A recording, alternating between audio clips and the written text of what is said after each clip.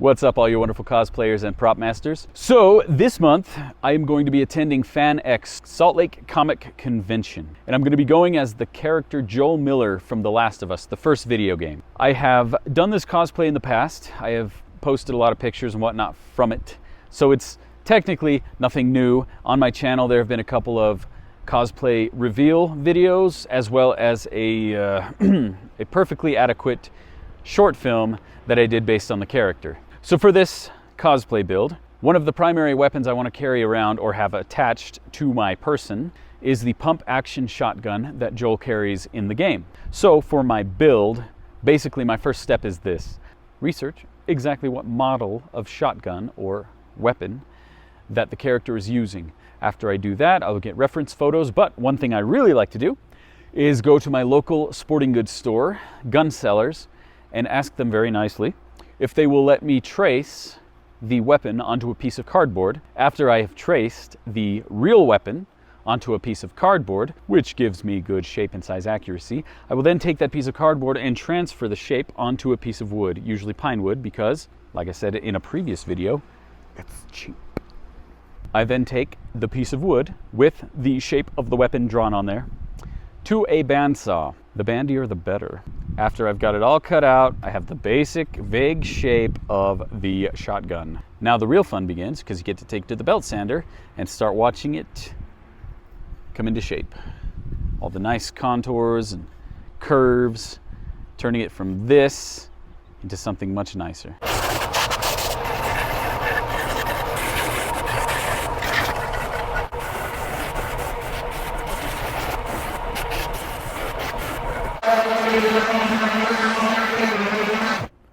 After I have sanded it with the belt sander using different grits, I like to take just one of the pads from my radial sander after I've done the radial sanding, because you can see it's, for the most part, pretty smooth all around. But I like to just kind of hit it by hand, just on all the contours and edges, look for any bumps, things like that. Just go through and clean it up. Alright, so I'm actually pretty pleased with where it's at right now. So the next step is to make the separation from the metal receiver where it connects to the wood stock. And I do that simply by using usually just a metal file. I will draw the line, and I will use a file and just kind of cut in and form that line, just giving it the effect that these are two separate pieces that have been put together.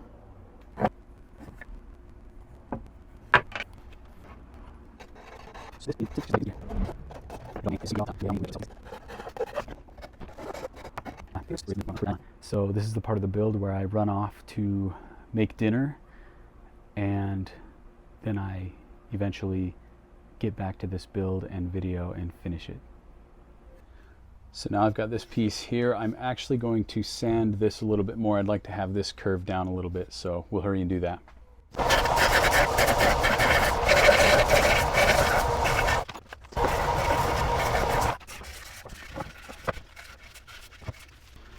So now you can see how it's just a little more curvy, a little more shapely.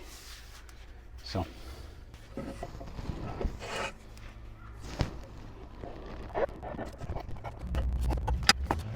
I also noticed as I've been moving this around to sand it, I have put little dings and dents into the stock, which in this particular case, that's not a bad thing, since this is a shotgun that has been found in the wasteland and needs to have a bit of wear and tear on it.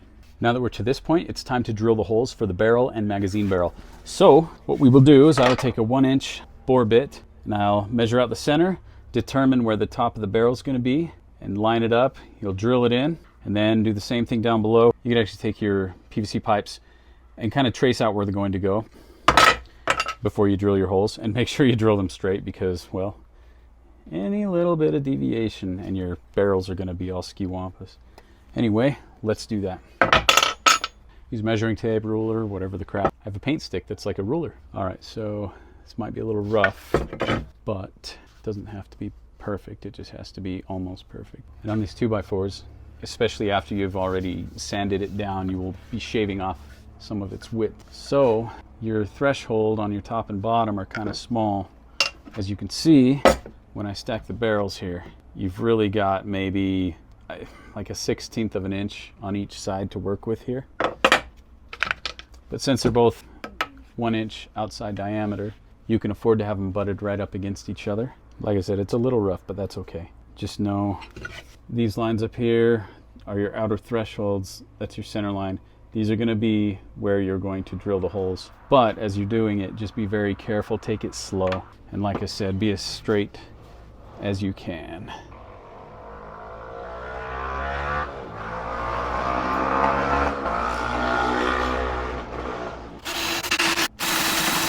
Right after you start your holes, you can get a good feel for where the barrels are going to be and if you need to make any corrections before you keep going. So, I don't know if you can see, they're not 100% perfect, but they'll be straight enough that it'll look good. Every few seconds, it's good to kind of check on your hole, see how it's going. Also, you can't see it, but behind the buttstock here, I'm up against a wall, so that helps me to be able to get the leverage I need to drill in. As far as how far to go in, I like to go in at least an inch. So of course, before you install the barrels, you want to get a feel for the length. So I've got this picture I printed off of Joel and his shotgun. So I'm just gonna go for that. I'm guessing maybe 18 inches on that. So I'll do the same with mine, except I'll cut it to 19. Cut it to 19 for that extra inch going into the receiver. So now that I've got my barrel measured out, I will take my handy PVC cutting tool and cut it to size.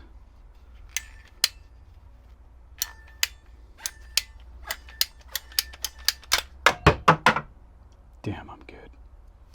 One thing that helps to get it set all the way in is I will just sand ever so slightly the edges here, either with the belt sander or I'm gonna try just hand sanding it. So just easy. Do it ever so gently now, with preferably a rubber mallet. If you don't have one, get one. I don't have mine available right this second, so just gonna tap it in, just tap it in with this.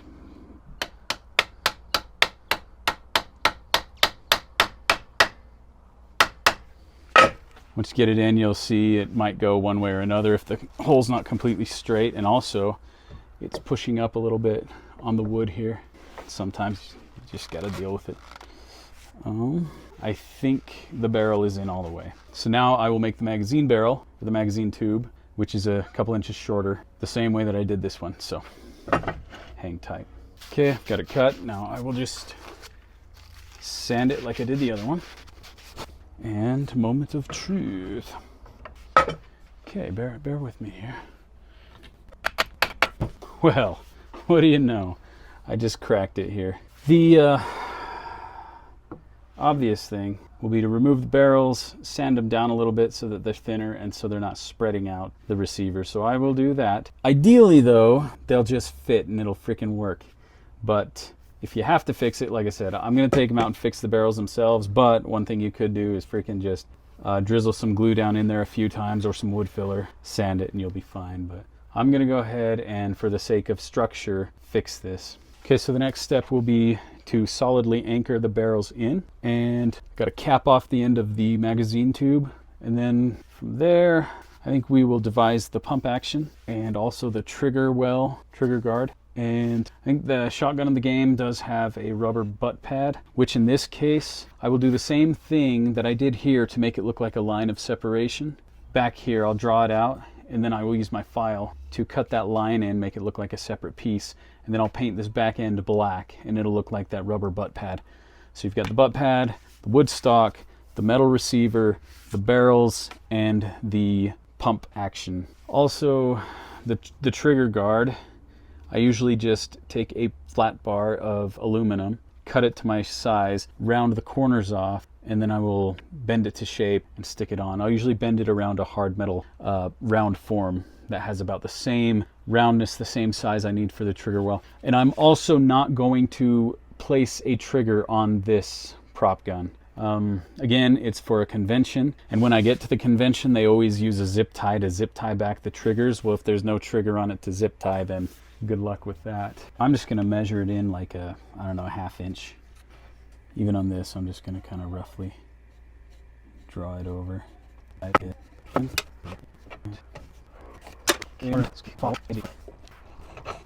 It can get a little tricky with the wood grain. Sometimes the harder part of the grain will want to stop you. And again, it's okay that I'm leaving little dings in the wood because that adds to the flavor of this post-apocalyptic weapon that was found somewhere in the wasteland.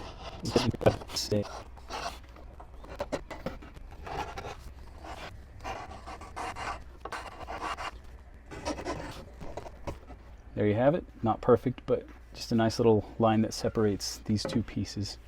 So one thing I'll do to make sure that the barrel is going to be straight, not pointing down or up, is I will lay the top end of it flat on a table or this sander, and I will press the barrels up or down depending on where they need to go. So in this case, they're pretty even all the way down. And from here, I can kind of look and see if I need to come in either side, judging by the back wall here. Looks like we're going to be pretty straight. So normally for these builds, I would use another piece of PVC pipe, slightly larger inside diameter, cut it to size and just plop it on here. But I'm thinking this time around, I'm going to actually try some EVA foam. This is 1/4 inch thickness. Just going to cut the length and width I need and just wrap it up under. With the EVA foam, I could use my Dremel and cut in those finger grip lines on the wood grip on his shotgun. So let us go ahead and do that.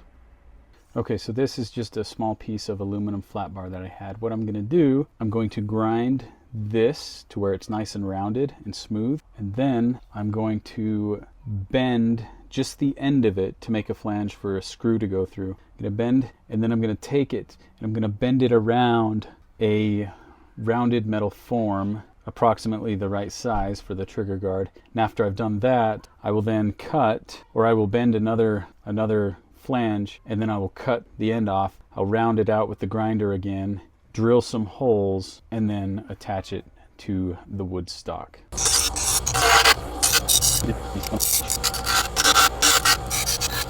Okay, after I have rounded that out a little bit, I like to take a pair of channel locks, grab about 1/2 inch in, and just let it cool off first.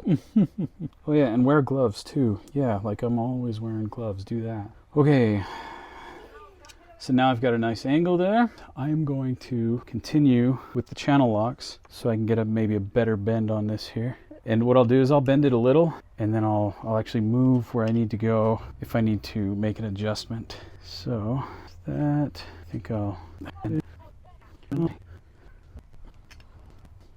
Anyway, you get the point. Just keep bending. Now this might be a little wide, so what I'm going to do is I'm actually going to find a spot here. I'm going to bend, go down the curve a little bit here, and then I'm going to just do a hard 90-degree bend here.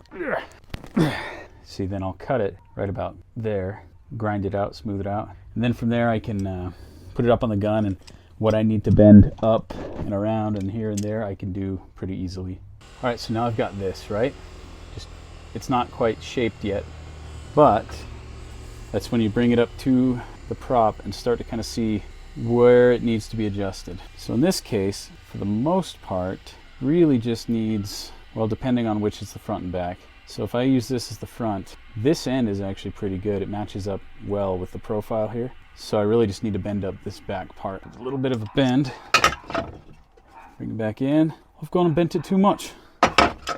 So now go the other way. Let's try that. Freaking money, look at that. Coming in from the bottom, drill a hole there, drill a hole there. Okay, after I've got both those, I will actually grab this is a 5/16. And I will very gently drill in just enough to where the flange of the screw can rest in there but not punch a hole all the way through. That is if you're like me and you just use frickin' wood screws. Okay, now just real quick, so I've got those drilled, right? Got the nice little whatever's. I'm gonna just do a little bit of sanding to clean up some of these dirty edges. Make sure it still forms up well, and it does. So next step will be to drill the holes for the screw. Make sure you get it nice and centered and straight. Then I'll use a pretty small bit here. This is the something-somethingth sized bit. Some fraction. Make sure it shifts a whole bunch before you drill it in. That way it'll be uneven when you go to make your screw hole. Okay, got our holes now. Okay, I've just got a couple 1 1/4 inch screws here. Take my first one. And now you have a trigger guard. Okay, so now I'm going to attach the barrels permanently. In this particular case, I'm going to use hot glue. So I'll dab some hot glue in. I will hurry and grab the barrel, shove it in, get it flat on the table, and just make sure that we are straight where we're supposed to be. So, wish me luck. So, with a little less urgency, dab of hot glue.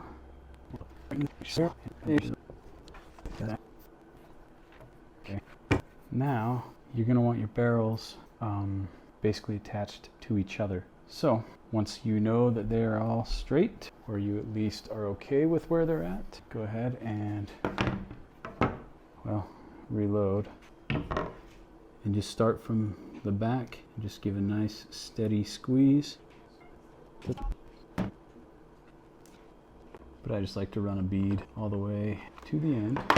And then you've got a pretty solid structure here once all that's done. So let that set for a little bit. Flip it over and do the same thing. To remedy all the globby looking glue, all you're gonna do is take the tip of your gun and just nice and slow, you're just going to run it from one end to the other. And all you're doing is remelting the glue and just shaping it to that nice rounded. And sometimes you'll run into spots where the glue has gone too far down between the barrels, so you can always throw a little bit more in and then just drag nice and slow. And then most of this will actually be covered up by the pump action. So there's also that to consider. After that, you will also notice that there's a little bit of excess glue that kind of trails behind. You can grab a knife or whatever, a blade, and slice that excess stuff. It'll come right off. It's not that big of a deal. Okay, now I've got my EVA foam piece here that is for the shotgun pump action. What I've done is I've laid it out where it needs to be, and I've laid a nice bead of hot glue down on the one side, pressed it up, squeezed both ends, and just kind of eyeballed it to make sure that they're gonna fall where they need to fall. And again, there's one of those things where once you start, you're pretty well committed. Okay, now I'll just do the other side here. It's a little bit opened up. Oh, I'm out of ammo, hold on. Okay, go in.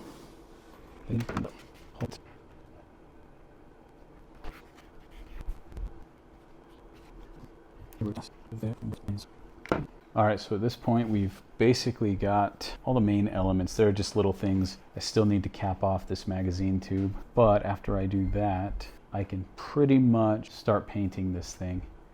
The EVA foam shotgun pump action grip is finished. I literally just took the half round dowels, cut them to shape and size, or cut them to length, and just glued them around. I used one of them to space them. So to cap off the magazine barrel, I'm going to use this PVC 1-inch cap and just directly hot glue it to the end of the magazine tube. I had to sand it to get off some of the branding and sizing details. Okay, so I've got the cap hot glued on. Now what I'm going to do is I'm going to take some sandpaper. I'm going to sand the PVC pipes a little bit so that they take paint better, and also some of the excess hot glue. I'll take some of that off so it looks a little bit cleaner. But other than that, we are ready to start painting / staining. It's not a bad thing to go down the length of the barrel and then also do some almost cross hatching with it. Oh yeah, after I glued on the cap here, I also ran a bead down both sides along the upper barrel, kind of like I did before with the magazine tube, so it's good and solid.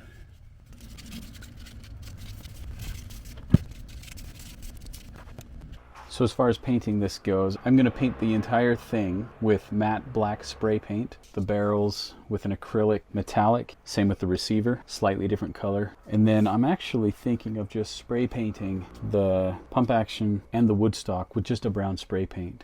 That way they just match. Normally I would stain the stock, and when I was using a piece of PVC pipe for the pump action before, I would stain that as well after sanding it to give it a wood grain look. But for this one, since I've changed gears and tried with EVA foam, I want them to match.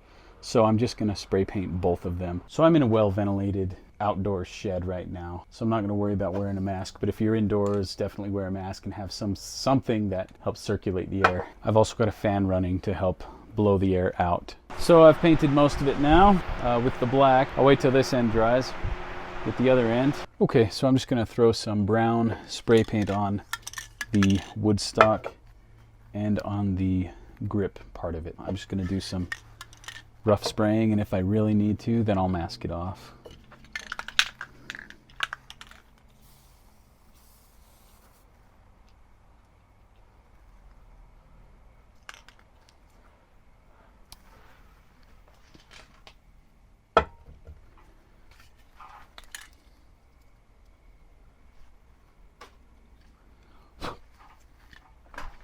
Oh, I need to borrow you.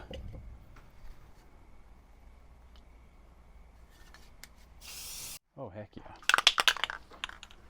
All right.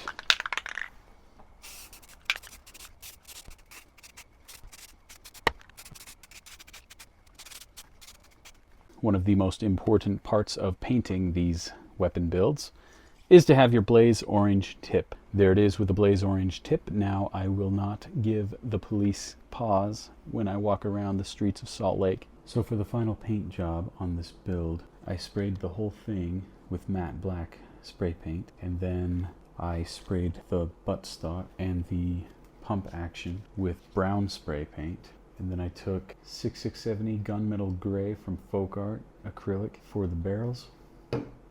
And I believe I used 5119E brushed silver for the receiver. Got my blaze orange tip.